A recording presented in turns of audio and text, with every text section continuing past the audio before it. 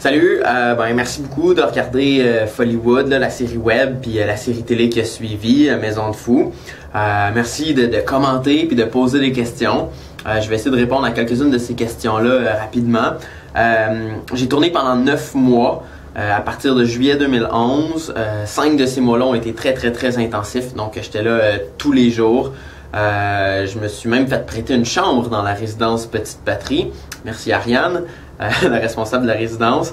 Ça me permettait d'être toujours là, de pouvoir dormir là. J'ai fait plusieurs séjours et puis de pouvoir faire mon montage là, comme ça pendant que je travaillais au montage, je pouvais être sur place prêt à filmer au cas où il se passait quelque chose. Aussi une question à propos des résidences de Edith et Marc-André.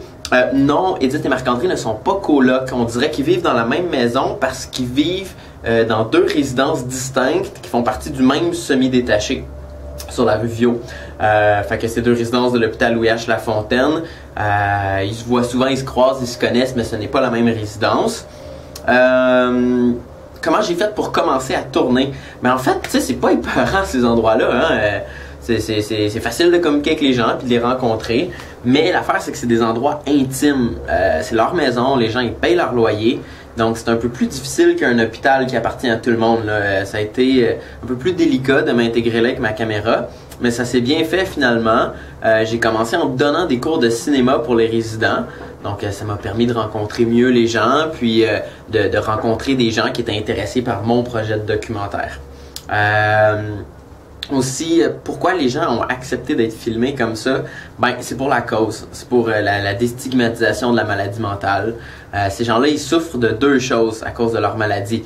Les symptômes, puis l'image que les gens neurotypiques ont d'eux. Fait que, tu sais, on peut rien faire contre les symptômes, là.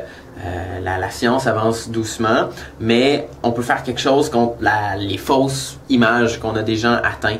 Et puis, des gens comme Marie-Pierre, Edith puis Marc-André sont embarqués dans le projet pour donner un coup de main à cette cause-là.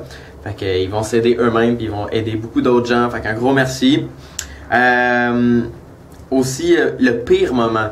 Il y a eu plusieurs moments difficiles, là. C'est quand les gens vont pas bien. Quand les gens faisaient des crises ou comme avaient des downs, puis là tu te sens complètement impuissant, peu importe ce que tu dis, tu peux rien régler, là, il y a quelque chose qui marche pas à ce moment-là dans leur tête. Fait que ça c'est vraiment un feeling terrible, surtout que je commençais à être ami avec eux, fait que j'étais plus seulement le documentariste. Fait que tu sais, je peux un peu comprendre là, la détresse des proches de gens atteints de maladie mentale, là, ça doit être extrêmement difficile, là, de voir les gens qu'on aime comme ça se perdre finalement, là. Mais les meilleurs moments, c'est les mêmes personnes quand ils allaient bien, genre quand ils réussissaient des choses, quand ils atteignaient leurs objectifs.